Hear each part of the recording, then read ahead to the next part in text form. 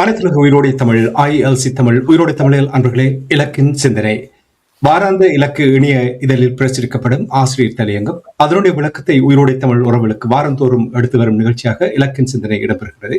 இந்த நிகழ்ச்சியில் எங்களோடு தமிழ் அறிஞர் மூத்த ஆய்வாளர் பட்டுமார் மாஸ்டர் அவர்களும் பொறியியல் ஆய்வாளர் அருஸ் அவர்களும் இணைந்து விளக்கத்தை தரும் நிகழ்ச்சியாக இந்த நிகழ்ச்சி இடம்பெறுகிறது. முள்ளிவாய்க்கால் வாரத்தில் நாங்கள் இணைந்திருக்கின்றோம். இன்று நாள் 5 மாஸ்டர். இன்றைய நாளில் தலையங்கம் என்ன என்று கூறுங்கள். அனைவருக்கும் வணக்கம். ஈழத்தமிழர் இறமை ஒடுக்கமாக மட்டுமல்லாமல் உலக அரசியல் ஒழுங்குமுறை அழிப்பாகவும் முள்ளிவாய்க்கால் ஈழத்தமிழின படுகொலை என்பதே இந்த வார ஆசிரியர் தலையங்கமாக இருக்கின்றது. 17 ஆண்டுகளுக்கு முன்னர் ஸ்ரீலங்கா அரசாங்கம் திட்டமிட்ட வகையில் முள்ளிவாய்க்கால் ஈழத்தமிழ் இனப்படுகொலையை 21ஆம் நூற்றாண்டின் முதலாவது இனப்படுகொலையாக நிகழ்த்திய பொழுது அது 20ஆம் நூற்றாண்டின் மிக மோசமான இனப்படுகொலை என்று சொல்லி வரலாறு கூறுகின்ற ஹிட்லருடைய யூத இனப்படுகொலையை விட மிக மோசமான ஒன்றாக அமைந்தது. அந்த வகையில் இனப்படுகொலையுடைய நோக்கம் ஈழத்தமிழர்கள் 31 ஆண்டு காலமாக தங்களுடைய உயிருக்கும் உடைமைகளுக்கும் நாளாந்த வாழ்வுக்கும் பாதுகாப்பாக கட்டமைத்த ஈழத்தமிழரின் நடைமுறை அரசை ஒடுக்குவது என்பதாக அமைகிறது. அந்த நடைமுறை அரசை ஒடுக்குவது என்பது 2 தளங்கள் இடம்பெற்றது. ஒன்று, மக்களை இன அழிப்பு செய்வது, அந்த இன அழிப்பு ஏற்படுத்தக்கூடிய இனங்காணக்கூடிய அச்சத்தின் ஊடாக ஈழத்தமிழர் தாயகத்தை விட்டு வெளியேற்றுவது. அடுத்தது, 31 ஆண்டு காலமாக தமிழ் மக்கள் தங்களுடைய பாதுகாப்புக்கும் அமைதிக்கும் வளர்ச்சிக்குமாக ஏற்படுத்திய சகல உட்கட்டுமானங்களையும் அழித்தொழிப்பது. அப்ப இந்த 2 நோக்கங்களை மையமாக கொண்டு நடத்தப்பட்ட இந்த முள்ளிவாய்க்கால் ஈழத்தமிழ் இனப்படுகொலை என வரலாறு கூறுகின்ற இந்த இனப்படுகொலையில் 146,000க்கு மேற்பட்ட ஈழத்தமிழர்கள் தேசமாகவே இனப்படுகொலைக்கு உள்ளாக்கப்பட்டார்கள் என்பது உலகினுடைய வரலாற்று பதிவாக இருக்கின்றது. இந்த வரலாற்று பதிவு பற்றி சிந்திக்கின்ற பொழுது இந்த 4வது ஈழப்போர் என்று சொல்லப்பட்ட காலத்திலே ஸ்ரீலங்கா அரசாங்கம் அனைத்துலக சட்டங்களை எதையுமே பொருட்படுத்தாமல், அனைத்துலக அமைப்புகளுடைய நெறிப்படுத்தல்கள் எதையுமே ஏற்றுக்கொள்ளாமல் முற்று முழுதாக தன்னிச்சையாக இலங்கை தீவுக்குள் தன்னுடைய இறமை மட்டுமே இருக்கிறது. அதற்கு எதிரானவர்கள் எல்லாருமே ஸ்ரீலங்காவினுடைய இறமைக்கும் ஒருமைப்பாட்டுக்கும் எதிராக செயற்படுகின்ற பிரிவினவாதிகள், பயங்கரவாதிகள் என்கின்ற தன்னுடைய விளக்கத்துடன் இந்த இன அழிப்பை நடத்தியது. இதுதான் உலகத்தில் அதுவரை இருந்து வந்த உலகத்தினுடைய அரசியல் ஒழுங்குமுறையை சீரழிப்பதற்கான முதலாவது நிகழ்வாக அமைந்தது 21ஆம் நூற்றாண்டில். இதற்கு முன்னர் வேறு விடயங்கள் நடந்திருக்கலாம். ஆனால் 21ஆம் நூற்றாண்டை எடுத்து நோக்கினால் 21ஆம் நூற்றாண்டுடைய முதலாவது உலக அரசியல் ஒழுங்குமுறையை சீரழித்தது ஸ்ரீலங்காவினுடைய இந்த நடவடிக்கை.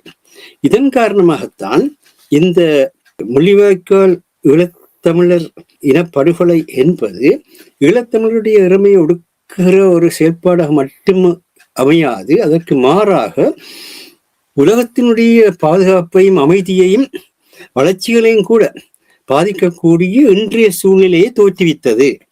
இந்த விடயம் பேசப்பட வேண்டிய ஒரு விடயமாக இருக்கின்றது. என்னென்றால், பொதுப்படியாக ஈழத்தமிழருடைய ஸ்ரீலங்காவின் முள்ளிவாய்க்கால் ஈழத்தமிழ் இன அழிப்பு என்பது ஒரு உள்நாட்டு பிரச்சனை போலவும், அது ஸ்ரீலங்காவினுடைய இறமைக்குட்பட்ட ஒன்றாக ஸ்ரீலங்கா அரசாங்கத்தின் நீதித்துறை கூடாக விசாரிக்கப்பட வேண்டிய ஒன்றாகவும் ஸ்ரீலங்காவும் அதனுடைய ஆதரவு வேளாண்மைகளும் வெள்ளாண்மைகளும் இன்று வரை வெளிப்படுத்தி நிற்கின்றன. ஐக்கிய நாடு சபையுடைய மிகப்பெரிய பொறுப்பு சிறுதேச இனங்கள் காலனித்துவத்தின் பின்னர் தங்களுடைய தன்னாட்சி உரிமையை கொண்டு தங்களுடைய எதிர்காலத்தை அமைக்க முடியாவிட்டால் அது காலனித்துவத்தால் தீர்க்கப்படாத பிரச்சனையாக இருக்கிறது என்று கருதி அதற்கான ஒரு சிறப்பு பிரதிநிதியை நியமித்து அதன் வழியிலே அந்த சிறுதேச இனங்கள் தங்களுடைய அரசியல் எதிர்காலத்தை தாங்களே தீர்மானிக்கும் வரை அவர்களை பாதுகாக்க வேண்டிய பொறுப்பு இருக்கின்றது. ஆனால் இந்த 4வது ஈழப்போரிலும் இந்த இறுதிக்கட்டத்தில் முள்ளிவாய்க்கால் பின்னணியில் ஸ்ரீலங்கா அரசாங்கமே பாதுகாப்பு வலயங்களை அமைத்து அங்கு வந்து பாதுகாப்பையும் அமைதியையும் பெறுமாறு அறிவித்துவிட்டு அந்த பாதுகாப்பு வலயங்களை நோக்கி நகர்ந்த 3 லட்சம் தமிழர்களை நோக்கித்தான் அவர்கள் இந்த இனஅழிப்பை நடத்தினார்கள். அதுவும் ஆயுதங்கள் மௌனிக்கின்றன என்று அறிவிக்கப்பட்டு அங்கு யுத்த சூழல் நிறுத்தப்பட்டு விட்டது. அதற்கு பதிலாக ஜனநாயக வழிகளுக்கு ஊடாக பயணிக்கிற முறையிலே ஈழத்தமிழர்கள் தங்களுடைய அரசியல் எதிர்காலத்தை அமைப்பார்கள் என்று உலகுக்கு அறிவிக்கப்பட்ட பின்னணியில் இந்த முள்ளிவாய்க்கால் ஈழத்தமிழ் இனப்படுகொலை நடந்த காரணத்தினால்தான் சர்வதேச விசாரணை கூடாகத்தான் இந்த இனஅழிப்புக்கான தண்டனை நீதியோ அல்லது பரிகார நீதியோ பெறப்படலாம் என்பது ஈழத்தமிழருடைய கோரிக்கையாக இருக்கின்றது. ஆனால் கடந்த 16 ஆண்டுகளாக அது குறித்து எந்த விதமான அனைத்துலக சட்டங்களுக்கு அமைவான எந்த நடவடிக்கையும் ஐக்கிய நாடு சபை கூட எடுக்கவில்லை. அத்தகைய ஒரு சூழலில் 1505ஆம் ஆண்டில் போர்த்துகேயர் இலங்கை தீவில் கோட்டை அரசில் கால் வைத்து கோட்டை அரசை கைப்பற்றினார்கள். ஆனால் 114 ஆண்டுகளுக்கு பின்னர் மிகப்பெரிய ராஜதந்திர வர்த்தக நேரடி போராட்டங்களின் பின்னர் தான் யாழ்ப்பாண அரசை 1619 கைப்பற்றினார்கள். யாழ்ப்பாண அரசு கைப்பற்றப்பட்ட 490 ஆண்டுகளின் பின்னர் முள்ளிவாய்க்கால் இனஅழிப்பு நடைபெறுகிறது. அப்படி என்றால் இந்த ஈழத்தமிழர்களுக்கான அந்த தன்னாட்சி உரிமையை அனைத்துலக நாடுகளும் ஐக்கிய நாடு சபையும் அனைத்துலக சட்டங்களுக்கு ஏற்ப பேணாம விட்ட காரணத்தினால்தான் 146,000க்கும் மேற்பட்ட மக்கள் ஈழத்தமிழர்கள் தேசமாகவே இனஅழிப்புக்குள்ளான வரலாறு உலக வரலாறாக பதியப்படுகிறது. எனவே இதனுடைய அந்த தன்மை ஒரு உள்நாட்டு பிரச்சனையாக பார்க்கப்படக்கூடிய ஒன்று அல்ல, அனைத்துலக பிரச்சனையாக பார்க்கப்பட வேண்டிய ஒன்றாக இருக்கிறது. அதற்கு சான்றாகத்தான் முள்ளிவாய்க்கால் இனஅழிப்பு காலம், அதற்கு முன்னர் 4வது ஈழத்தமிழ் 4வது ஈழப்போர் காலம் ஆகியவற்றில் கையாளப்பட்ட ஸ்ரீலங்காவினுடைய மனித சித்திரவதை முறைமைகளும் ஸ்ரீலங்காவினுடைய இனஅழிப்பு இனப்படுகொலை மற்றும் இனத்துடைப்பு பண்பாட்டு இனஅழிப்பு என்பன நாட்டினுடைய இறைமையை ஒருமைப்பாட்டை பாதுகாப்பதற்கான அரசியல் கொள்கையாக கோட்பாடாக முன்னெடுக்கப்படலாம் என்கின்ற ஒரு அரசியல் சிந்தனையை உலகெங்கும் பரவியிருப்பதை பார்க்கின்றோம். அதன் விளைவாகத்தான் இன்று நாங்கள் உலகிலே கண்டு கொண்டிருக்கின்ற போர் முறைகள் எல்லாவற்றிலும் இந்த சிக்கல் இருக்கின்றது. அதாவது ஒரு வல்லாண்மை அரசோ அல்லது ஒரு மேலாண்மை அரசோ தன்னுடைய இறைமையை பாதுகாக்கிறோம், தன்னுடைய ஒருமைப்பாட்டை பாதுகாக்கிறோம், தங்களுடைய பொருளாதார வளத்தை பாதுகாக்கிறோம் என்கின்ற பெயரிலே எந்த ஒரு உலகில் இருக்கின்ற சிறுதேச இனத்தின் இறைமையையும் தன்னாதிக்கத்தையும் ஒருமைப்பாட்டையும் சீரழிக்கின்ற ஒரு உலகமாக இன்று உலகம் மாறி இருக்கின்றது. ஆக இந்த விடயங்கள் இந்த முள்ளிவாய்க்கால் இனஅழிப்பினுடைய 17வது ஆண்டிலாவது உலக மக்களுக்கும் உலக ஊடகங்களுக்கும், அதுவும் குறிப்பாக புலம் பதிந்து உலகெங்கும் வாழ்ந்து கொண்டிருக்கின்ற ஈழத்தமிழர்கள் வெளிப்படுத்தப்பட வேண்டும். அப்படி வெளிப்படுத்தப்படுகின்ற பொழுதுதான் இந்த பிரச்சனை ஒரு அனைத்துலக பிரச்சனையாகவும் இருக்கின்றது என்ற உண்மை உலக மக்களுக்கு தெரிய வரும். அந்த அடிப்படையிலே தான் இந்த ஆசிய தலையங்கத்தை எழுதுகின்ற பொழுது அங்கு இந்த 2023ஆம் ஆண்டு ஐக்கிய நாடு சபையினுடைய மனித உரிமைகள் ஆணையகத்தினுடைய அமர்வில் அப்பொழுது யாழ்ப்பாண ஸ்ரீலங்கா பாராளுமன்ற பிரதிநிதியாகவும் தமிழ் தேசிய மக்கள் முன்னணியின் தலைவராக விளங்கிய கஜேந்திரகுமார் பொன்னம்பலம் அவர்கள் இந்த கோரிக்கை முன்வைத்தார். அதாவது ஈழத்தமிழர்கள் தங்களுடைய தன்னாட்சி உரிமையை பயன்படுத்தி தங்களுடைய எதிர்காலத்தை அமைத்துக் கொள்ள முடியாத ஒரு நிலை காலனித்துவத்தால் ஏற்படுத்தப்பட்டது. ஆகவே இது அனைத்துலக நாடுகளாலும் அனைத்துலக அமைப்பாலும் தீர்க்கப்பட வேண்டிய ஒன்றாக இருக்கிறது. அதற்கு பலஸ்தீனத்தில் சிரியாவில் செய்தது போன்ற ஒரு சிறப்பு பிரதிநிதியை ஈழத்தமிழர்களுக்கும் நியமித்து அந்த சிறப்பு பிரதிநிதி ஈழத்தமிழர்கள் தங்களுடைய தன்னாட்சி உரிமையை பயன்படுத்தி தங்களுடைய அரசியல் எதிர்காலத்தை உருவாக்குகின்ற அந்த சூழ்நிலை வரும் வரை ஈழத்தமிழர்களுடைய பாதுகாப்பையும் அமைதியையும் வளர்ச்சிகளையும் உறுதிப்படுத்தப்பட வேண்டும் என்று கேட்டிருந்தார். ஆயினும் அதன் பின்னர் அவரும் கூட அது குறித்த எந்த ஒரு செயற்பாட்டு முறைமைகளையோ அல்லது திட்டங்களையோ வெளிப்படுத்தவில்லை. ஆகவே இலக்கு இவற்றையெல்லாம் கவனத்தில் எடுத்துத்தான் இந்த ஐக்கிய நாடு சபையுடன் நாங்கள் பேசுவதாக இருந்தாலும் சரி, அல்லது அனைத்துலக நாடுகளுடன் பேசுவதாக இருந்தாலும் சரி, மேலாண்மையாக இருந்தாலும் சரி, வல்லாண்மையாக இருந்தாலும் சரி, நாங்கள் இந்த வகையில், அதாவது எவ்விதமாக ஈழத்தமிழர்களுடைய பிரச்சினை உலக பாதுகாப்புக்கும் அமைதிக்கும் வளர்ச்சிகளுக்கும் பிரச்சனைகளை ஏற்படுத்தும் என்பது தெளிவுபடுத்த வேண்டியெல்லாம் இருக்கின்றோம். அதை பற்றி யாருமே சிந்திக்காமல் அந்த நிச்சயமாக நாங்கள் ஏற்கனவே தொடங்குகின்ற பொழுதே ஈழத்தமிழர்களாலும் சிலங்காவின் ஈழத்தமிழின் அழிப்புக்கு தங்கள் இன்னுயிர்களை எதிர்வினையாற்றுவதில் அர்ப்பணித்த அனைத்து மாவீரர்களுக்கும் இலக்கு தனது வீர வணக்கத்தை நன்றியையும் தெரிவிக்க விரும்புகிறது. பாதிப்புற்று இன்று புனர்வாழ்வு புனரமைப்பு தேவைகளில் உள்ள அனைவருக்குமான அனைத்து பகிர்வுகளும் புலம்பெயர்ந்து வாழும் தமிழர்களால் இயன்ற அளவுக்கு பகிர்வுகள் மூலம் முன்னெடுக்கப்படுவதை ஊக்குவிக்கும் நாளாக மே 18 அமைய வேண்டும் என்பது இலக்கின் அழைப்பாக உள்ளது. முள்ளிவாய்க்கால் கஞ்சி இந்த ஊக்குவிப்புக்கான அடையாளமாக தொடர்ந்து முன்னெடுக்கப்பட்டு வரலாற்றை மீள் நினைவுறுத்தும் அதன் நோக்கில் வெற்றி பெற இலக்கு தன்னால் இயன்றதை செய்யும் என்பதை உறுதி கூற விரும்புகிறதுன்னு சொல்லி மக்களையும் மண்ணினுடைய தன்மைகளையும் எடுத்து கூறிவிட்டுத்தான் இந்த ஆசிரியத்தை எழுதினோம். அது ஒரு விடயம். அது நீதிக்கான குரல் என்பதும் அதே நேரத்தில் எங்களுடைய தன்னாட்சியை நிலைப்படுத்துறது என்பதும் ஒன்றோடொன்று இணைந்த ஒரு செயல்பாடாக இருந்தாலும் அவை தனித்தனியான தன்மைகளையும் கொண்டிருக்கின்றது.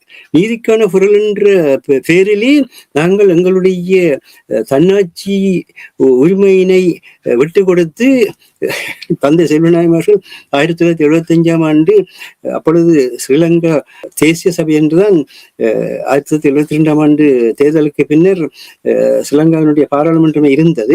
அந்த ஸ்ரீலங்காவினுடைய தேசிய சபையிலே மிக தெளிவாக காங்கேசந்துறையில் தன்னுடைய ஸ்ரீலங்கா பாராளுமன்ற பிரதிநிதித்துவத்தை ஏற்க மறுத்து ராஜினாமா செய்து புளிப்பசைடுன்னு சொல்லி ஆங்கிலத்திலே சொல்கின்ற அடையாள குடியேற்றமாக அதை மாற்றி அதிலே மக்களுடைய பெரும்பான்மை வாக்குகளால் வெற்றி பெற்றதன் பின்னர் ஈழத்தமிழ் மக்களுடைய மக்கள் ஆணையின் அடிப்படையில் ஸ்ரீலங்கா தேசிய சபையிலே நான் இந்த சபைக்கு சத்தியம் செய்து உறுப்புரிமையை ஏற்க மாட்டேன், நாங்கள் எங்களுடைய அரசியல் எதிர்காலத்தை நாங்களே நிர்ணயிக்கப் போகிறோம், கடந்த 24 ஆண்டுகளாக கிட்டத்தட்ட 4 நூற்றாண்டாக நாங்கள் பிரித்தானிய காலனித்துவத்திடம் இழந்த எங்களுடைய அரசியல் உரிமைகளை நாங்களும் பெறலாம் என்று சொல்லி முதலில் சிங்களவர்களுடன் இணைந்து பிரித்தானிய காலனித்துவத்துக்கு எதிராக போராடினோம். பின்னர் பிரித்தானியா எங்களை பெரும்பான்மை ஒற்றையாட்சி பாராளுமன்ற முறைக்கூடாக எங்களுடைய ஆட்சி தன்மையை மாற்றிய பொழுது நாங்கள் சிங்கள அரசாங்கத்துடனேயே ஜனநாயக வழிகளில் எல்லா நிலைகளிலும் போராடி இனிமேல் இந்த சிங்கள பெரும்பான்மை ஒற்றையாட்சி பாராளுமன்ற முறை ஈழத்தமிழர்களுக்கு எந்தவித பலனையும் தராது என்று எங்களுடைய அரசியல் எதிர்காலத்தை நாங்கள் நிர்ணயிக்கிறோம் என்று கூறிச்சென்றார்கள்.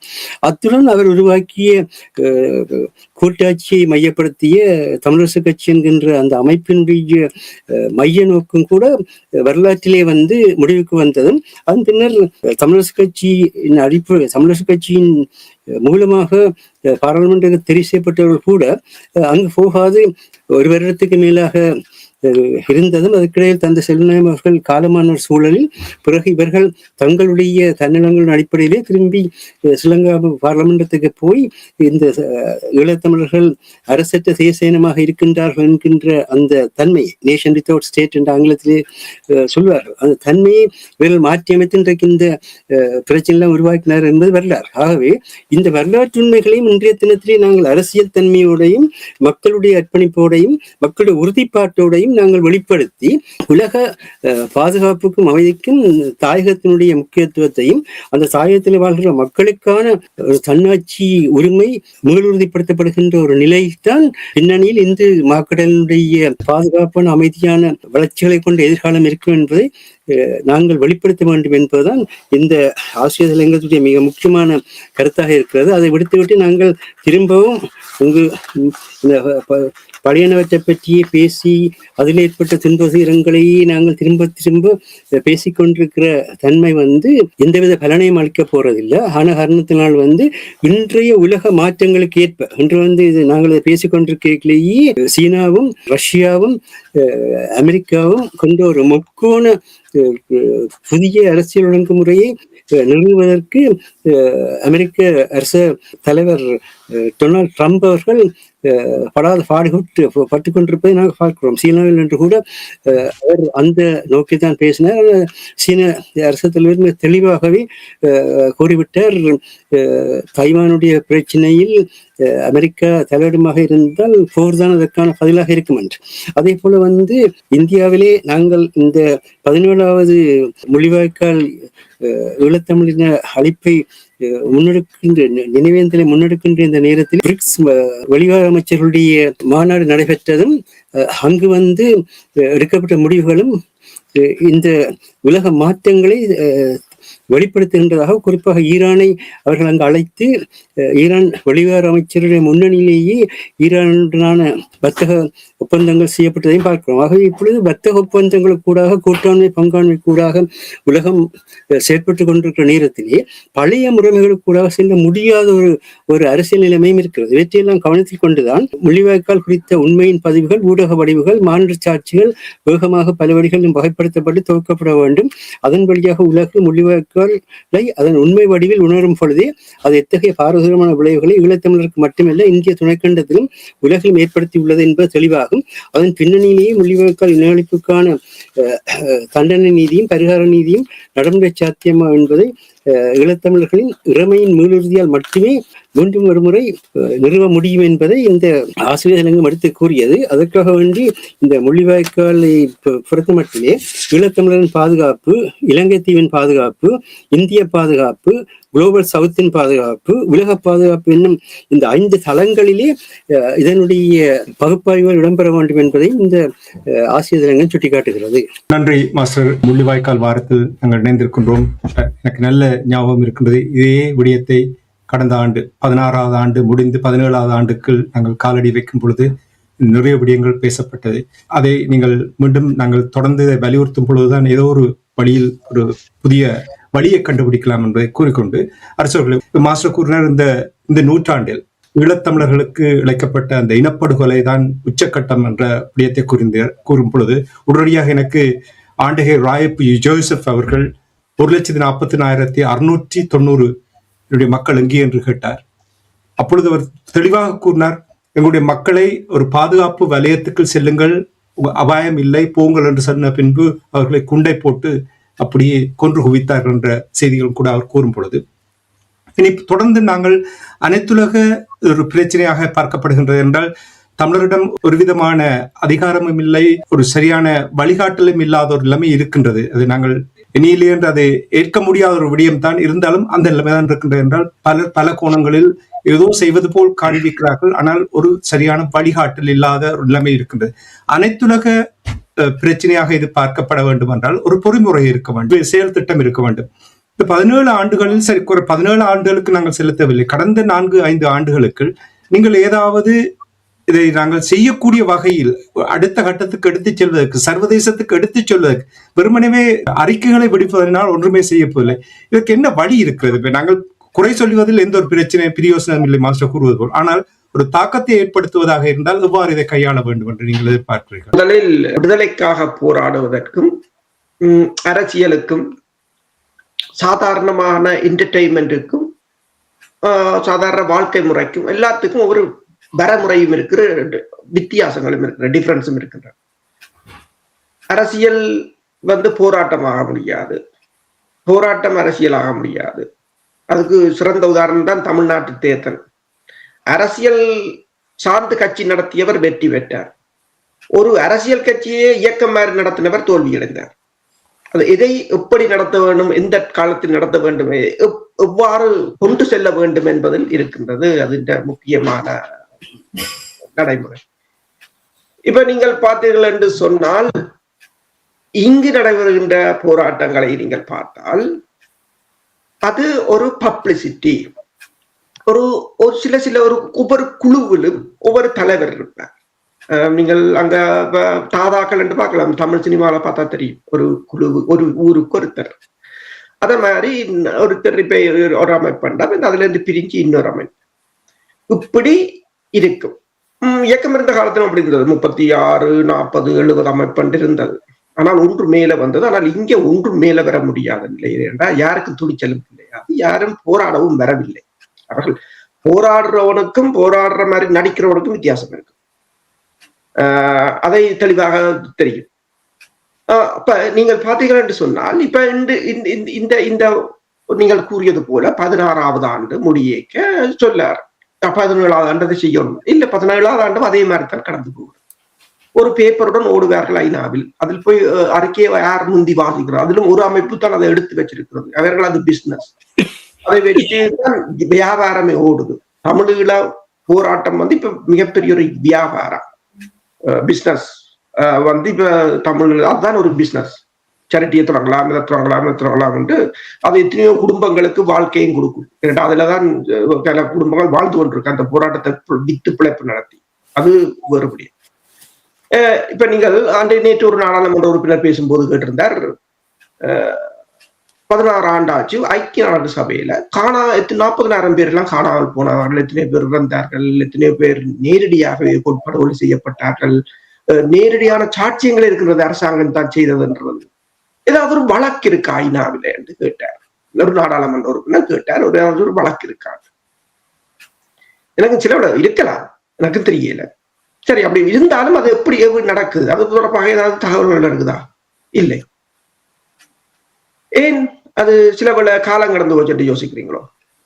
16 வருஷமா போச்சு தானே அப்படின்னு யோசிக்கிறீங்களோ? இப்ப நீங்கள் பார்க்கலாம், இந்த தருணத்துலதான் நான் ஒன்றை சொல்றேன் என்றால், இப்ப அமெரிக்கா உங்களுக்கு தெரியும், அமெரிக்கா சும்மா இருக்காது. 1996ஆம் ஆண்டு ஒரு மனிதாபிமான குழுவால், அதாவது ஒரு என்ஜிஓவால் இயக்கப்படும் விமானம் ஒன்றை கியூபாவில் சுட்டு வீழ்த்தப்பட்டிருந்தது. பிடல் காஸ்ட்ரோவின் சகோதரரும் கியூபாவின் முன்னாள் அதிபருமான ரவுல் காஸ்ட்ரோ மீது இப்போது, அதாவது 96ஆம் ஆண்டு சுட்டு வீழ்த்தினதுக்கு நேற்று அமெரிக்கா குற்றப்பத்திரிகை தாக்கல் செய்திருக்கிறார். கடலில் தத்தளித்த கியூபா அகதிகளை தேடுதல் மற்றும் மீட்பு பணியில் ஈடுபட்டிருந்த மீட்பு விமானங்களைச் சேர்ந்த 2 சகோதரர்கள் கியூபாவின் மிக் ரக போர் விமானத்தால் சுட்டு வீழ்த்தியதில் இருந்து இந்த வழக்கு தொடங்குகிறது. அதாவது 2 சகோதரர்கள் இறந்ததில் இருந்துதான் இந்த அமெரிக்காவின் ஸ்டேட் டிபார்ட்மெண்ட் இந்த வழக்கை ஆரம்பிக்கிறது. இதில் 4 பேர் கொல்லப்பட்டனர். அவர்களில் 3 அமெரிக்க குடிமக்கள். 30 ஆண்டுகளுக்கு பிறகு இந்த குற்றப்பத்திரிகை ஒரு குறிப்பிடத்தக்க தருணத்தில், அதாவது குறிப்பிடத்தக்க தருணத்தில் என்று சொன்னால் அந்த ஜியோ பொலிட்டிக்கல் சிச்சுவேஷனை தான் நான் கூறுகிறேன், வந்துள்ளது. சமீபத்தில் ட்ரம்ப் கியூபாவை கிட்டத்தட்ட கைப்பற்றுவது குறித்து பேசிக் கொண்டு இருக்கின்ற அதே சமயம் கியூபாவுக்கு பைடன் வழங்கிய சில சலுகைகளையும் ரத்து செய்திருந்தார். எல்லா திசைகளிலும் அழுத்தம் பிரச்சாரம், கியூபா மீதான அழுத்த பிரச்சாரம் வலுப்பெற்று வருகிற சமயத்தில் அமெரிக்கா ஒரு குற்றப்பத்திரிகையுடன் காஸ்ட்ரோவின் சகாப்தத்தை முடிவுக்கு கொண்டு வருவதற்கு களமிறங்கி இருக்கிறது. அதாவது அந்த தீவில் யாரும் சாத்தியம் என்று நம்பியிருக்காத ஒரு வரலாற்று முத்தரப்பாக இது இருக்கும் என்று கூறப்படுகிறது. அது CPS என்ற செய்தி நிறுவனம் அதே சமயம் ஜியோ பொலிட்டிக்ஸ் வாட்ச் என்ற தகவல் என்ன கூறுகிறது என்று சொன்னால், கியூபாவுக்கு கடந்த 6 வாரங்களாக எண்ணெய் விநியோகம் இல்லை, மின்வெட்டு கடுமையாக இருக்கின்றது. அங்கு 4 மணி நேரம் தான் மின்சாரம் இருக்கின்றது. அவ்வாறு இருக்கின்ற நேரத்தில் இந்த வழக்கையும் போட்டுவிட்டு இப்போது CIA-யின் தலைவர் ரட்க்ளிஃப் நேற்று கவானாவில் தரையிறங்கி இருக்கின்றார். அவர் அமெரிக்காவின் $100 மில்லியன் நிதி உதவியுடன் அங்கு சென்றிருக்கின்றார். அதாவது கியூபா ஒரு தற்போதைய நிலையில், அதாவது வெஸ்டர்ன் ஹெமிஸ்பியர் என்று சொல்கின்ற மேற்கு அரைக்கோளத்தில் யார் எந்த எதிரிக்கும் இடமில்லை என்ற வியூகத்தில் கியூபா இணைய போகிறதா அல்லது அமெரிக்காவின் பதில் தாக்குதலை எதிர்கொள்ளப் போகிறதா என்றுதான் அந்த இது முடித்திருக்கு. என்னென்று சொன்னால் இப்ப பாருங்கள், வழக்கு 36 வருடத்துக்கு 30 வருடத்துக்கு பிறகு வருகிறது, வழக்கு வருகிறது. இப்ப எங்களுக்கு 17 வருடம் தான். ஆனால் நாங்கள் இதை செய்வதற்கு இயங்கு நிலையில் யாரும் இருக்கிறார்களா என்றதான் இங்க இருக்கிற கேள்வி. இயங்கு நிலையில் யாராவது இருக்கிறார்களா? அதுதான் முக்கியமானது. ஒற்றுமையாயும் இல்லை. சரி, பக்கத்து நாடுகள் எங்கால நாடுகளில் ஒற்றுமையாக நாங்கள் பயணிப்போம் என்றா இல்லை. அங்கு ஆட்சியில் இருப்பவர்களை எதிர்ப்பது, எதிர்கட்சியில் இருப்பவரை போற்றுவது, அந்த நாட்டுக்கும் என்கிற நாட்டுக்கும் எந்த தொடர்பும் இல்லை. இதையெல்லாம் வேண்டும் என்று செய்கிறார்களா? என்னன்னா சில வேளை இது புலனாய்வு துறைகள், வெளிநாட்டு புலனாய்வு துறைகள் ஊடுருவலாக இருக்கலாம். எப்பவும் பார்த்தீங்கன்னு சொன்னால் பக்கத்து நாடுகளிலேயோ வேறு நாடுகளிலேயோ ஆட்சியில் இருக்கிறவர்களை எதிர்ப்பது, வெவ்வேறு நாடுகளை தூத்துவது என்றதெல்லாம் அது ஒரு ராஜதந்திர தற்கொலை என்று சொல்லலாம். அந்த ராஜதந்திர தற்கொலையை செய்வதற்கு புலனாய்வு துறைகள் தூண்டும். அவர்கள் நிறைய ஊடுருவி இருப்பார்கள். ஒரு வழக்கும் இல்லை. அதாவது 4 கொண்டு போய் பேசுவதால் அல்லது ஒருவர் தான் ஐக்கிய நாடுகள் சபையில் ஒரு இடத்தை எடுத்து வைத்துக் கொண்டு பேரம் பேசுவதால், அதாவது அதற்கு இடத்தை எடுத்து வைத்துக் கொண்டு யாரிடம் பேசுகிறார் என்றால் பாதிக்கப்பட்ட மக்கள் மீதுதான் பேரம் பேசுகிறார். இதுதான் நடக்கிறது. நான் யதார்த்தத்தை நாங்கள் கதைப்போம், என்ன நடக்கிறது என்றதை கதைப்போம். இதையெல்லாம் சாதாரணமாக நடந்து கொண்டிருக்கின்றது. 16வது வருஷம் எப்படி போச்சோ அப்படித்தான் 17வது வருடமும் போகும். அனைத்துலகத்துக்கு நாங்கள் இனி விளங்கப்படுத்த தேவையில்லை. நீங்கள் ஆஸ்திரேலியாவில் இடம்பெற்ற கண்காட்சியின் போது அவர்கள் பேசியதை பார்த்தால் எல்லோரும் இனப்படுகொலை என்று தான் பேசுகிறார்கள். இனிமேல் நீங்கள் போர்க்குற்றம் என்று சொல்லாதேங்கோ, ஏன்னா வெள்ளக்காரனே இனப்படுகொலை என்று சொல்ல வலிக்கிட்டான். அவர்கள் அதுக்கு ரெடி. ஏற்றுக்கொள்ள நீங்கள் தயாரா என்றதான் இப்ப இருக்கிற கேள்வி. இப்ப நீங்கள் இந்த வழக்கு என்று சொல்லும் பொழுது அரசர்களே, சர்வதேச அனைத்துலக சமூகமும் அதை கடினமாக்கித்தான் வைத்திருக்கிறார்கள். அதாவது ஒரு பொறிமுறை இருக்கிறது. வழக்கை நீங்கள் தாக்குவதற்கு கூட பொறிமுறை இருக்கிறது. பிரச்சனை, அடிப்படை பிரச்சனை என்னவென்றால், வழக்கு தாக்கல் செய்வது ஒன்று, ஆனா அதற்கான ஆதாரங்களும் அவர்களுடைய தேவையான விடயங்களை சமர்ப்பிப்பதும் தான் மிகப்பெரிய ஒரு பிரச்சனை. அந்த ஆவணப்படுத்துவதும் அது தொடர்பான தரவுகள், இனி அவர்கள் தேவையான விடயங்களை கொடுப்பதற்கு நம்மிடம் ஒன்றும் இல்லை. அப்படி இல்லை என்றால் அப்படி நீங்கள் வழக்கு போட முடியும்? இதுதான் இருக்கின்ற பிரச்சனை. அப்ப 17 ஆண்டுகளாக பொறிமுறையை புரியாதவர்கள் தான் இந்த அதுவும் தமிழ் ஊடகங்களில் தான் பேசி இந்த சமூக வலைத்தளங்களில் பேசி கொண்டிருக்கின்றார்களே தவிர, ஆனால் இதை எப்படி மாற்றுவது? இப்ப நீங்கள் கியூபாவில் நடந்த விடயங்களை கூறும்பொழுது எப்படி மாற்றுவது? ஏனென்றால் நீங்கள் அந்த சரியான பொறிமுறையின் ஊடாக வழக்கு தாக்குதலை செய்யவில்லை என்றால் அங்கே அதை ஏற்றுக்கொள்ள மாட்டார்கள். உங்களை என்ன செய்வது? ஒன்றுமே இல்லை, ஆதாரம் இல்லை என்று சொன்னால் என்னென்று நீங்கள் 1,40,45,000 பேர் என்று கூறுவீர்கள்? பொய்தான கூறுகிறீர்கள். ஆண்டகை ராயப்பு ஜோசப் அவர்கள், ஆண்டகை ராஜப்பு சொல்லி இருக்கலாம், ஆரும் சொல்லி இருக்கலாம். 16 வருஷம் நீ என்ன செய்த? 16 வருஷமாக நீ என்ன செய்த? நான் 19 திருப்பி நான் சொல்லிட்டேன். 19ஆம் ஆண்டு ஜாஸ்மின் சூக் அவர்கள் 345 பேற்றை இதை வடிவாக சேகரித்து வைத்திருந்தார். அப்போ கூறிய அதை சொல்லும் போது ஒருவர் ஓடி என்று சொன்னார், சீச்சியாவே அமெரிக்கா கொடுத்துருக்கிறார், ஆட்டுக்குட்டிக்கு கொடுத்துருக்கிறார், நாங்கள் செய்யணும் என்றார். அவர் தானும் செய்யவில்லை, அதற்கு உதவி செய்த போலவரையும் நிறுத்திவிட்டார். இவங்களெல்லாம் எங்கிருந்து வாராங்கள்? உண்மையில தமிழருக்கு தான் வாராங்களோ அல்லது ஒவ்வொரு நாட்டின் ஏஜென்சியாக இருக்கிறாங்களோ எனக்கு தெரியாது. ஆனா ஒவ்வொரு இடத்தையும் குழப்புறதுக்கிட்டே இருக்கிறார்கள். அது வளமைதான். ஏனென்று சொன்னால் எங்கேயும் குழப்பறவங்க இருப்பாங்க. நீங்கள் தமிழ்நாட்டில் நடந்த தேர்தலை பார்த்தால் தெரியும். எதிர்கட்சிக்கு மாடிதான், ஆளுங்கட்சிக்கு மாடிதான், எல்லாருக்கும் மாடிதான். அது ஒரு கும்பல் இருக்கு, அது எங்கேயும் இருக்கு. அதை மீறி நீங்கள் பயணித்திருக்க வேண்டும். ஒரு கும்பல் அடிக்குதுன்றதால நீங்கள் ஓடி போய் படுக்கிறன்ற நீங்க போய் வர தேவையில்லை. உங்களுக்கு நல்ல வாழ்க்கை இருக்கு, நீங்கள் அதோட இருந்து கொள்ளுங்கள். சரி, இப்ப அவாட்ட இருந்த 365 ஆவணங்களை கூட ஒரு ஆவணமாக்கி எவ்வளவு காசு நீங்கள் செலவழிக்கிறீர்கள்? இப்ப இங்க ஒன்றை நீங்கள் யோசியுங்கள். பணம் இல்லாமல் எதுவும், நிதி இல்லாமல் எதுவும் செய்யும். அந்த நிதியை அவங்க இப்போது தமிழ் மக்கள் நிதி எங்க போகுதுன்னு சொன்னா இலங்கை அரசாங்கத்தின் பொருளாதாரத்தை மேம்படுத்துவது. இந்தியாவில இருக்கிற கட்சிகளுக்கு குடும்பத்துக்கு உதவி செய்கிறது, அவர்களுக்கு பாவங்கள். போர் இலங்கையில நடந்தது, ஆனால் பாதிப்பு வந்து தமிழகத்துக்கு தான். அதனால அங்க காசை கொடுக்கிறது, இங்க தென்னிலங்கையில அபிவிருத்தியை செய்வது, யாழ்ப்பாணத்துல செய்யணும் சொன்னா அங்க வென்றுவது, எல்லாம் விழலுக்கிறைத்த நீராகத்தான் போகிறது. இப்ப அமெரிக்காவை பாருங்கள், கியூபாக்கு 100 மில்லியன் கொடுக்குறேன்னு சொன்னால் அந்த 100 மில்லியனுக்கு அவன் 1000 மில்லியன் கணக்கு போட்டுத்தான் கொடுப்பான். சரியா? இப்ப ஒரு ஆட்சியை மாற்ற போறான்தான் கொண்டு போறான். அந்த 30 ஆண்டுக்கு பிறகு முன்னர் நடந்ததையும் ஆதாரத்தோட வைத்திருக்கிறான். எப்ப அது தேவையோ தூக்குவான் அந்த வழக்கை. அதுதான் அந்த சிஸ்டம் என்று சொல்றது. எங்கள்கிட்ட அப்படி ஒன்றும் இல்லை. நீங்கள் என்னென்று சொன்னால் இங்க படம் தானே, ஒரு படம் ஷோ என்று சொன்னால் அவர் நாடாளுமன்ற உறுப்பினரை கூட்டி வந்துட்டார், வேட்டியை கட்டிட்டார், பொங்கில் வடைஞ்சு படைச்சிட்டார், ஐநாவில போய் அத்தான் உரையாற்றுகிறார் என்றால் அது அந்த கூட்டத்துக்கும் அந்த குடும்ப அவைக்கு அவர் ஐநாவுக்கு போனது, அவ்வளவுதான். என்னன்னு சொன்னா இது கடினமானது. நீங்கள் இப்ப என்ன பிரச்சனைடா, ஐநாவில நீங்கள் வழக்கு ஒரு ஆள் போடுறாரு வையுங்க, அவர் மீது அழுத்தம் வரும், இலங்கை அரசு தடை கொண்டு வரும், அவருக்கு பிரச்சனை வரும். அப்ப அவங்க ஏன் எங்களுக்கு இந்த பிரச்சனைய நாங்கள் பட்டும் படாமல் போனதாயும் இருக்கணும், இலங்கை அரசை கோவப்படுத்தாமலும் இருக்கணும், மேற்குலக நாடுகள் சந்தோஷமாயும் இருக்கணும், பட்டும் படாமலும். ஆனா அது செய்யறதுக்கும் ஒரு சாணக்கியம் வேணும். அந்த எல்லாருக்கும் பட்டும் படாமலும் செய்துவிட்டு வருகிறார்களே, அதுதான் நடந்து கொண்டிருக்கிறது. வேற எதுவும் நடக்கவில்லை.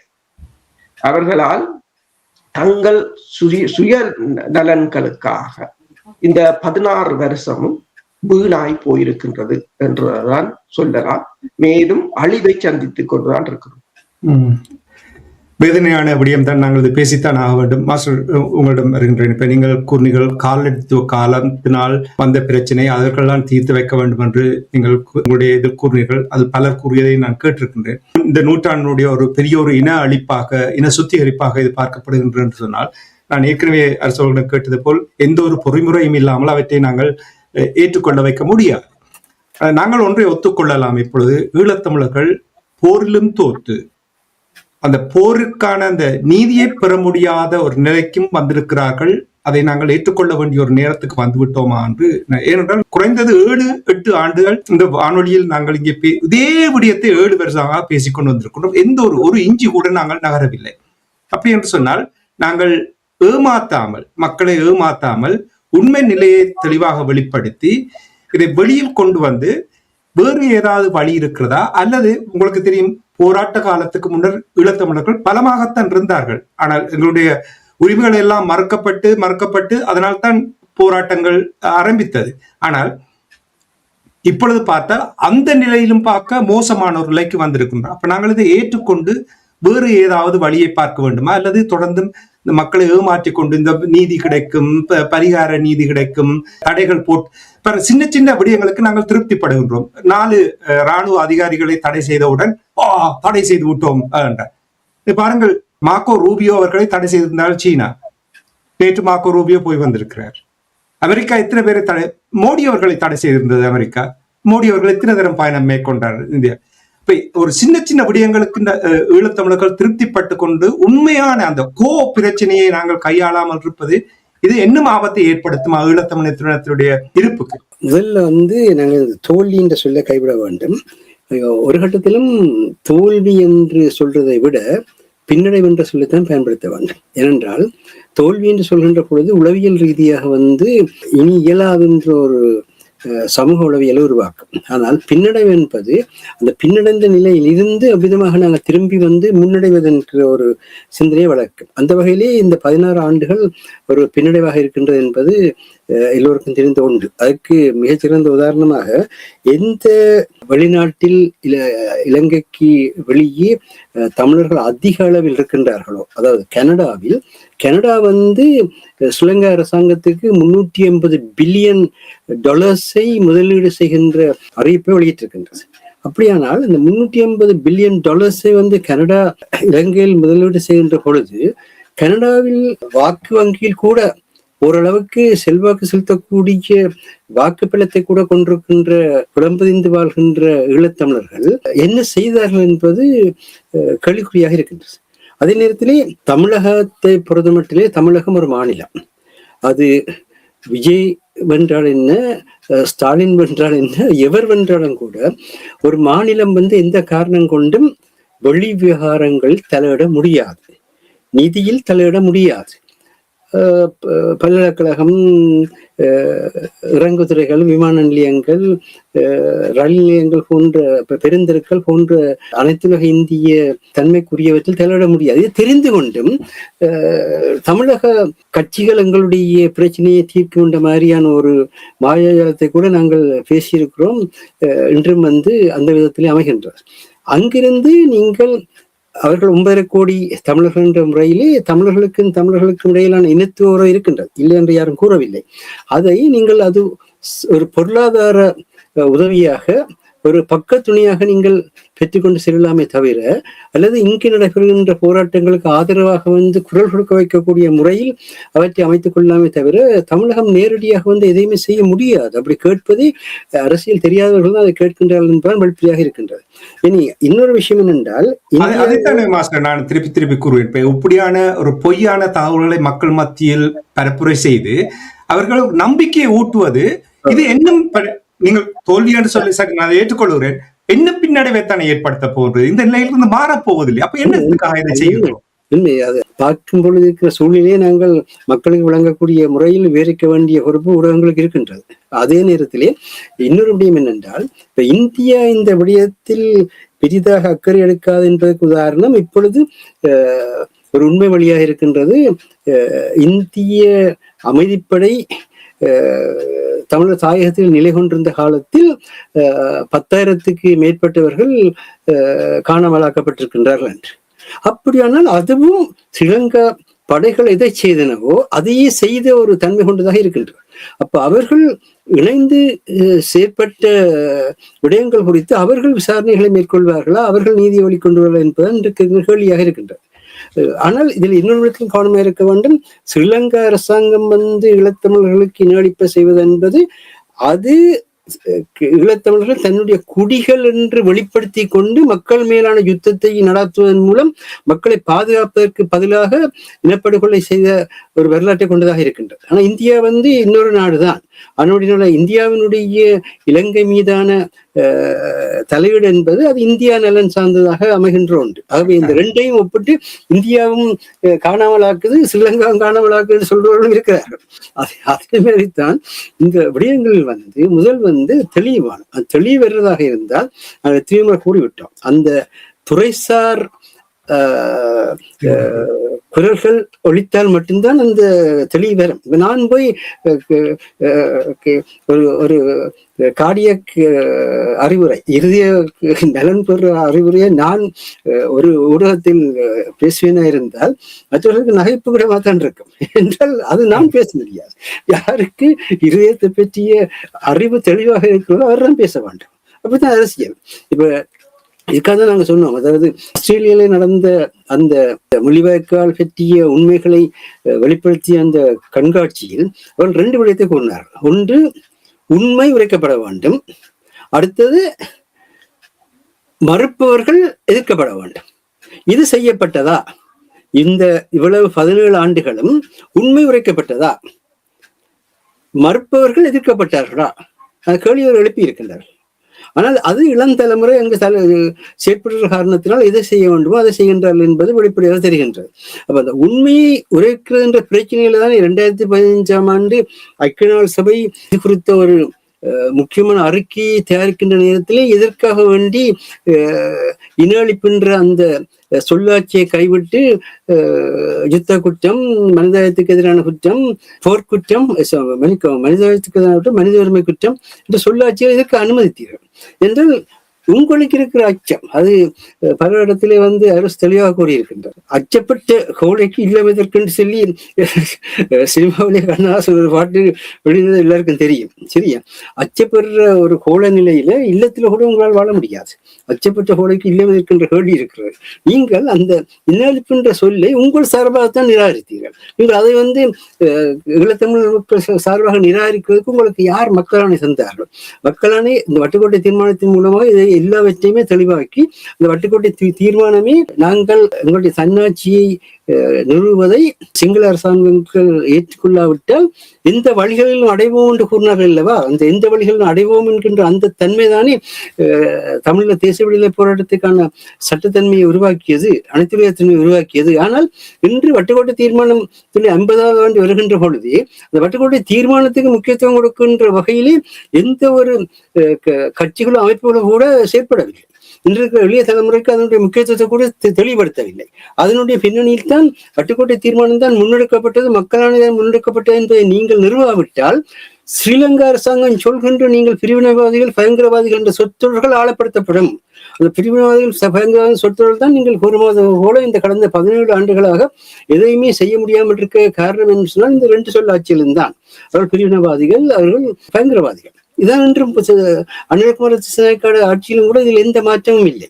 ஆனால் வட்டுக்கோட்டை தீர்மானத்தை 50வது ஆண்டிலாவது அதன் உண்மைத்தன்மையை எத்தனை பேர் வெளிப்படுத்தினீர்கள்? ஏன் உங்களுக்கு அரசியலாக பேசுவதில் தயக்கம் காட்டுகிறீர்கள்? மக்களுடைய குரலை வெளிப்படுத்துவதில் ஏன் தயக்கம் காட்டுகிறீர்கள்? மக்களுடைய குரலுக்கு ஏன் நீங்கள் மாற்று வடிவங்கள் கொடுக்கின்றீர்கள்?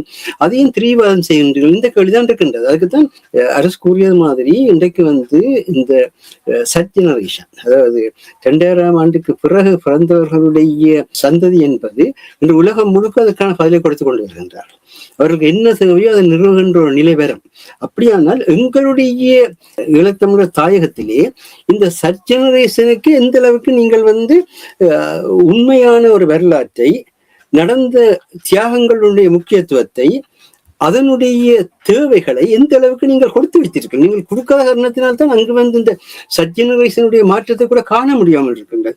எல்லாரும் கூடியிருந்து பிறகு சிவத்தம்பி கூறுவார், அதாவது வெத்திலையை போட்டுக்கொண்டு சாப்பாடு சமைக்க மட்டும் நாங்கள் ஏதாவது ஒரு விவாதத்தை வழியாக நடத்தலாம், நல்லா நடத்தலாம் என்றால் வெத்தில போட்டு முடிய நீங்கள் எந்த செயற்பாட்டிலும் ஈடுபடுவதற்கான மன உறுதியோ உடல் தன்மையோ இல்லாமல் போயிடும். நடத்துகிற வயசுக்கு பிறகு இன்றைக்கு விஜய் ஒரு இளம் நடிகராக இருந்த காரணத்தினால்தான் இந்த மாற்றத்தை கொண்டு முடிந்தது என்பது எல்லாருக்கும் தெரியும். ஆகவே என்ன பிரச்சனைன்னு சொன்னால் அதுக்காக விஜய் எல்லாத்தையும் மாற்றி வைக்கின்ற தேவைன்னு நான் சொல்லவில்லை. அவரும் அந்த அரசு ஏற்கனவே கூறியது பொழுது அந்த முறைமைக்குத்தான் இருக்கின்றார். அந்த முறைமை அவரே இருக்கின்ற பொழுது அவர் தன்னுடைய ஆட்சியையும் தன்னுடைய அதிகாரத்தையும் தக்க வைக்கிறதுக்கான முயற்சிகளை செய்வாரே ஒழிய ஈழத்தினுடைய பிரச்சனைகளை பெரிதாக எதையும் செய்ய முடியாது. ஆனால் அந்த மக்கள் பொருளாதார திட்டங்களை வைக்கின்ற பொழுது எங்களுடைய மக்களுக்கான பொருளாதார திட்டங்களையும் அந்த மக்கள் தங்களுக்கான கல்வி வளர்ச்சிகளை, தொழில்நுட்ப அறிவியல், இந்த நுண்ணறிவு, செயற்கை நுண்ணறிவு வளர்ச்சிகள் இவற்றை ஏற்படுத்துகின்ற பொழுது தமிழன் என்ற வகையிலே எங்களுக்கான அந்த தன்மைகளையும் உண்மையான முறையிலே உள்வாங்குவதற்கான முயற்சிகள் எடுத்தார்கள். அதுவே பெரிய செயற்பாடாக இருக்கும். இதற்கான முயற்சிகள் இடம்பெற வேண்டும். அதை எளியவர்கள் தான் செய்ய முடியும். ஊடகம்தான் அதை சுதந்திரமான முறையில் வெளிப்படுத்த முடியும். ஆனால் நாங்கள் பேசிக்கொண்டே இருக்க வேண்டும். பேசிக்கொண்டிருக்கின்ற போது இளையவர்கள் செயற்படுகின்றார்கள். ஆனால் இந்த நிலையிலே செய்யக்கூடிய மிக முக்கியமான தன்மையத்தான் சொல்லி இருந்தோம். அதாவது இந்த எங்கட பிரச்சனை இந்த உலகத்தினுடைய இன்றைக்கு உலகத்தினுடைய மிகப்பெரிய பிரச்சனை இருக்கிற பாதுகாப்புன்றது எல்லாருக்கும் தெரிஞ்ச விஷயம். அடுத்தது அந்த பாதுகாப்புக்கு அடிப்படையாக இருக்கிறது பொருளாதார தேவைன்றது எல்லாருக்கும் தெரிஞ்ச விஷயம். இதை விட அங்க ஒரு இடத்துல எந்த ஒரு அரசாங்கமும் இப்போ அரசியல் தத்துவங்கள், பொருளாதார தத்துவங்களை பேசிக்கொண்டு நிற்கவில்லை. அவர்களுடைய தேவையெல்லாம் நடைமுறை, நிகழ்காலம். ஸ்ரீலங்கா அரசாங்கம் அதை செய்கின்றது. இந்த விடயத்தில் மிக கவனமாக இருக்க வேண்டிய ஒன்று என்னன்னு சொன்னால், ஸ்ரீலங்கா அரசாங்கம் இன்றைக்கு இருக்கிற அரசாங்கம் இடதுசாரி பின்னணி கூடாக தன்னை கட்டமைத்த ஒரு அரசாங்கமாக இருந்தாலும் கூட அது முதலாளித்துவ நாடுகள் எல்லாவற்றினுடைய செல்லப்பிள்ளையாக இருப்பதை பார்க்கிறோம். இதுதான் அவர்களுடைய ராஜதந்திரம். ஆனால் நாங்கள் அத்தகைய ஒரு தன்மையில் இல்லாமல் விதண்டாவாதங்களையும் பழையனவற்றியை நினைத்து ஒன்றில் அழுகிறது அல்லது புலம்புறது அல்லது அந்த காலம் சிறப்பாக இருந்தது மகள்கிறது. இவ்வளவுதான் செய்து கொண்டிருக்கிறோம். எதுவுமே நடைபெற போறதில்லை. புத்தத்தினுடைய மிகப்பெரிய தத்துவமே அங்குதான் இருக்கின்றது. புத்தர் நிகழ்காலத்தை மட்டுமே பேசியவர். கடந்த காலத்தை பற்றி பேச வேண்டாம் என்றே சொல்லுகின்றார், எதிர்காலத்தை பற்றி கனவு காணாது என்று சொல்கின்றார். அந்த அடிப்படையில புத்தகம் இருக்கிற நாடுகள் எல்லாம் தன்மை இருக்கின்றது. சீனா ஒரு கட்டத்தில் புத்த கொள்கையோட இருந்து கன்ஃபூசியஸ் உடைய தத்துவங்களோடு இருந்து வளர்ந்த நாடுகள். அதற்கு பிறகுதான் அங்கு பொதுவுடைமை வருகின்ற பொழுது கூட அந்த பொதுவுடைமை உள்வாங்கக்கூடிய அளவுக்கு அங்கு அந்த தத்துவ மாற்றங்கள் இருந்தன, மக்களுக்கான அந்த அறிவியல் தளங்கள் இருந்தன. எங்களுடைய தன்மையிலே 2000, 3000, 4000, 6000 வருஷத்துக்கு முதல் இருந்த விஷயங்களை பேசிக் கொண்டிருக்கிறதே தவிர அதனுடைய பரிணாம வளர்ச்சியை பற்றி எதுவுமே பேசாமல் இருக்கிறது. ஆகவே இவற்றை இந்த முள்ளிவாய்க்கால் நேரத்தில் பேச வேண்டிய தேவை இருக்கின்றது என்றால், முள்ளிவாய்க்கால் என்பது தமிழ் மக்களுடைய நிலத்தை அகப்படுத்துவதற்கும் தமிழ் மக்களை அந்த நிலத்திலிருந்து வெளியேற்றுவதற்குமாக நடத்தப்பட்ட உண்டு. அங்கு அது இனப்பிரச்சனை என்று பேசப்பட்டதே மிகப்பெரிய சிக்கலான விஷயம். இனப்பிரச்சனை வரும், ஆனா இனத்தை அடையாளம் காட்டி வெளியேற்றான், மொழியை அடையாளம் காட்டி வெளியேற்றான், மதத்தை அடையாளம் காட்டி வெளியேற்றுவான், அந்த புறத்தன்மைகள் அடையாளம் காட்டி மக்களுக்கு உணர்ச்சி ஊற்றுகிற தன்மை கூட வெளியேற்றுவான். அடிப்படை தன்மை என்ன? நிலம் பாதுகாக்கப்பட வேண்டும், காலத்துக்கு ஏற்ற மாற்றம் பெற வேண்டும். இது தொல்காப்பியமே சொல்லியது, முதலிடப்பட்ட நிலமும் பொழுதும். ஆனால் நாங்கள் நிலத்தை பாதுகாக்கிறதுக்கு என்ன முயற்சிகளை செய்கிறோம்? நிலத்திலே பொருளாதாரம் வளர்க்கப்படும். நான் அங்க பொருளாதாரத்தை வளர்க்க போனா நீ சிலக அரசாங்கத்துக்கு உதவி செய்கிறாயின்னு சொல்லி அந்த பின்னணியே அங்க பொருளாதார வளர்ச்சி என்பது 17 ஆண்டுகளாக தமிழர்களால் கூட முன்னெடுக்கப்பட முடியாத நிலையில் இருக்கின்றன. அதே மாதிரியாக நீங்கள் அங்கு மக்களுடைய சிந்தனை மாற்றத்துக்கான, காலத்துக்கு ஏற்ற மாற்றத்துக்கான கருத்துக்களை கூறினால் மக்களை திசை திருப்புகிறீர்கள், மக்களை குழப்புகிறீர்கள் என்று சொல்லி அந்த கால மாற்றத்துக்கான தன்மைகளை நிராகரிக்கிறோம். ஆகவே நிலத்தை நாங்கள் கவனத்தில் எடுக்காவிட்டு, கால மாற்றத்தையும் கவனத்தில் எடுக்காவிட்டால் இந்த மாதிரியாக வளர்ச்சி வரும். சிங்கள அரசாங்கத்துக்கு இது இந்த பிளாங்க் செக்ல கையெழுத்து போட்டு கொடுத்த மாதிரியான நிலை. அவங்க தாங்க நினைச்சதெல்லாம் செய்து கொண்டு போகிறார்கள். நீங்கள் கத்தி குழப்பி போட்டு பேசாம இருக்கிற தன்மைக்கெல்லாம் போய்கொண்டிருப்பீர்களே தவிர, நீங்கள் எப்பொழுது அவரவரை அவரவர் துறையில் செயல்படுவதற்கு, அது தொழிலாளர்களாக இருந்தாலும் சரி, மாணவராக இருந்தாலும் சரி, ஆசிரியராக இருந்தாலும் சரி, வைத்தியர்களாக இருந்தாலும் யாராகவும் இருக்கட்டும், அவரவர் துறையில் செயல்பட்டு மக்களுக்கான, நாட்டுக்கான எதிர்காலத்தை உருவாக்குவதற்கு தேசிய நிர்மாணத்தை நீங்கள் அனுமதிக்கின்ற பொழுதுதான் முள்ளிவாய்க்காலுடைய உண்மை தன்மையை உலகம் உணர்ந்து கொள்ளும். இல்லாவிட்டால் முள்ளிவாய்க்கால் ஒரு பிரிவினவாதத்துக்கு எதிராக ஒரு அரசாங்கம் எடுத்த தேசிய பாதுகாப்பு நடவடிக்கை என்ற ஒரு நிலையத்தான் இன்று மட்டும் பேசப்படுகிறது. ஒரு பயங்கரவாதத்துக்கு எதிராக ஒரு அரசாங்கம் பாதுகாப்பையும் அமைதியையும் ஏற்படுத்துவதற்கு எடுத்த முயற்சி என்ற அடிப்படையில் தான் பேசப்படுகிறது. இந்த 2 கருத்துக்களையும் நீங்கள் இல்லாமல் செய்வதற்கு 17 ஆண்டுகளாக எந்த ஊடகத்தை நீங்கள் அனுமதித்தீர்கள்? அந்த ஊடகத்துக்கு ஆதரவாக எப்படி நின்றீர்கள்? அதற்கான தரவுகளை கொடுத்தீர்களா? இப்ப அரசு கேட்ட மாதிரி தான் இப்ப இனஅழிப்பு ஒன்று நடந்திருப்பது என்பதற்கு நாங்கள் தான் சாட்சியம். அந்த சாட்சியம் சொல்ல வேண்டிய நாங்களே ஒளிச்சு நின்று கொண்டு அடுத்தவன் சாட்சியம் சொல்ல வேணும்னு சொல்லி எதிர்பார்க்கிறதாக இருந்தால் எப்படி உண்மை நிலைநிறுத்தப்படும்? இதுதான் இன்றைக்கு இருக்கின்ற கேள்வியாக இருக்கின்றது. நன்றி மாஸ்டர். நாங்கள் நிகழ்ச்சி என்று கொண்டு வர போன்றோம். எனக்கு உண்மையாக நம்பிக்கை தரவில்லை. பாருங்கள், இந்த முள்ளிவாய்க்கால் வாரம் 12ஆம் தேதியிலிருந்து 18ஆம் தேதி. ஆனால் தமிழரசு கட்சி உடனடியாக மற்றவர்கள் ஆரம்பிப்பதற்கு முன்னதாக நாங்கள் ஆரம்பிக்க வேண்டும் என்று அதுக்கு ஒரு நாள் முன்னால் போய் செய்தார்கள். எனவே அன்று நேயர்களுக்கு கூறினார்கள் வானொலியில், ஒரு அமைப்பு கேட்டுதான் காசு வேணுமா ஏதோ அப்ளிகேஷன் போடுவதற்கு. எங்கே கொண்டு விட்டிருக்கிறார்கள் பாருங்கள். அப்ளிகேஷன் போடுவதற்கு ஒரு நேரிடம் தொலைபேசி அழைத்து காசு தாருங்கள் என்று கேட்டிருக்கிறார்கள். என்ன அப்ளிகேஷன் தெரியாது. அப்ப இப்படியே மக்களை ஏமாத்தி அவர்களுக்கும் ஒரு நம்பிக்கையை கொடுத்து கொண்டு ஏன் இப்படி இருக்க வேணும்? ஏன் உண்மையை சொல்ல முடியாது? இது என்னால் புரிந்து கொள்ள முடியவில்லை. நான் என்னை பொறுத்த மட்டில் எல்லோருமாக சேர்ந்து நாங்கள் எங்களுடைய மக்களை ஏமாத்தி கொண்டிருக்கின்றோம். அப்பாவி மக்கள் நம்பி அவர்கள் சொன்ன செயல்பாடுகள் எல்லாவற்றையும் கேட்டு அந்த போராட்டத்தில் ஈடுபட்டு எவ்வளவு ஒரு முன்னேற்றத்தை கொண்டு வந்தார்கள். ஆனால் அவ்வளவு எங்களுடைய அந்த மக்களையும் நிராதர பாணிகளாக்கி விட்டிருக்கிறார்கள். அதில் முக்கிய பொறுப்பெடுக்க வேண்டியவர்கள் புலம்பெயர்ந்து வாழுகின்ற நாடுகள் பொறுப்பில் இருந்தவர்கள். அதற்கான செயல் திட்டம் இருக்கவில்லை. 2வது கட்ட, அதாவது பிளான் பி இருக்கவில்லை, பிளான் சி இருக்கவில்லை. இப்ப நாங்கள் எத்தனை தடவைகள் பேசி இருக்கின்றோம், துறைசார் நிபுணர்கள் தலையிடவன். எனக்கு உண்மையா மன்னித்துக் கொள்ளுங்கள் மாஸ்டர், எனக்கு நீங்கள் 2 பேரும் கூறியதில் எந்த ஒரு நம்பிக்கையும் தரவில்லை. கடந்த 17 ஆண்டுகளாக, குறைந்தபட்சம் 7 ஆண்டுகளாக இந்த வானொலியில் நாங்கள் இங்கே தொடர்ந்து பேசிக்கொண்டு வருகின்றோம். நாங்கள் மூவரும் 3 ஆண்டுகளாக இந்த வானொலியில் தொடர்ந்து பேசிக்கொண்டு வருகின்றோம். என்னால் இதுவரையில் ஒரு தாக்கத்தை ஏற்படுத்தக்கூடிய மாதிரி, ஒரு மாற்றத்தை ஏற்படுத்தக்கூடிய மாதிரியான எந்த ஒரு நடவடிக்கையும் என்னால் பார்க்க முடியவில்லை. நான் எங்களுடைய மக்களை ஏமாற்றுவதற்கு நான் தயாரில்லை.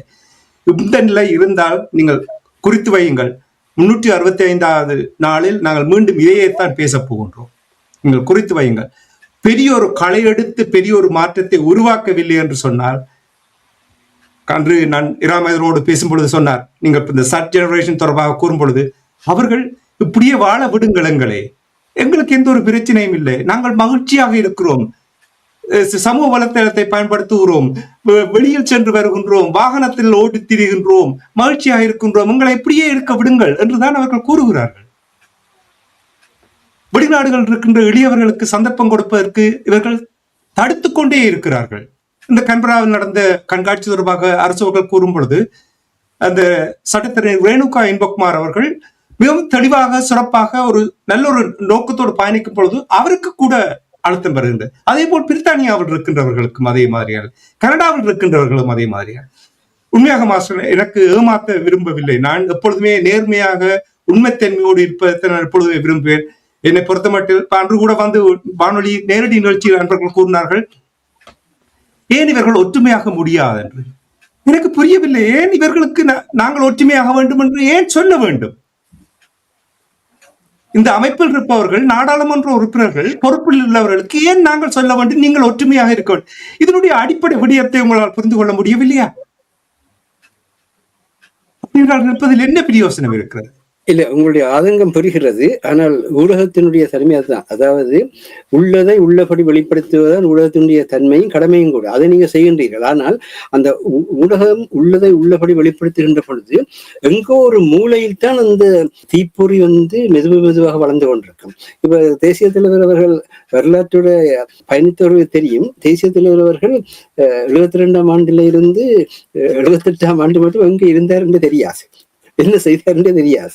அந்த 6 வருஷத்தில் அவர்கள் தேச நிர்மாணத்தை செய்ததற்கு பின்னர் 78ஆம் ஆண்டு சேரி பஸ்டியாம்பிளனுடைய கொலை பிரச்சனைக்கு தான் அமைப்பு தன்னைத்தானே வெளிப்படுத்துகிற அந்த காலத்தினுடைய தேவை ஏற்படுகின்றது. ஆகவே என்னன்னு சொன்னால், நீங்க சொல்ற மாதிரி ஏமாற்றம் என்று சொல்லாதீர்கள். நீங்கள் சொல்லுகின்ற ஒவ்வொரு விடயமும் ஒவ்வொருவருக்கும் ஒரு தாக்கத்தை ஏற்படுத்தும். ஆனால் அவர்கள் நடிப்பார்கள் என்ற தங்களுடைய தன்னலத்தை அவர்கள் மையப்படுத்தி நிலையிலே வாழ்கின்றார்கள். ஆனால் பொதுநலத்திலே வாழ்பவர்களும் நிறைய பேர் இருக்கின்றார்கள். இவ்வளவு இந்த காலத்திலும் கூட, இவ்வளவு ஸ்ரீலங்கா அரசாங்கத்துடைய அழுத்தங்கள் எல்லாம் மிக மோசமாக இருக்கிற சூழ்நிலையிலும் கூட ஏதோ மக்களுக்கான உதவிகளை செய்கின்றவர்கள் நிறைய பேர் இருக்கின்றார்கள்.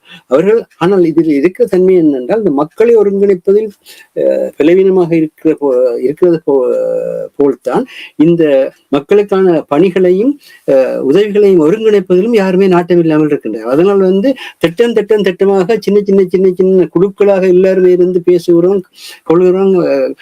செயற்பாடுகள் பற்றி எல்லாம் ஒரு சிறிய அளவு செயற்பாடுகள் கூட நடக்கிறது, யாருமே இல்லைன்னு சொல்லவில்லை. ஆனால் இவைகள்லாம் ஒருங்கிணைந்து ஒரு தேசமாக மாறாவிட்டால் தேசத்துக்கான தகுதிதான் உலகத்தில் பார்க்கப்படுமே தவிர எந்த ஒரு கட்சிக்கோ அல்லது எந்த ஒரு அமைப்புக்கோ இயக்கத்துக்குமான தகுதி உலகத்தில் பார்க்கப்பட மாட்டாது.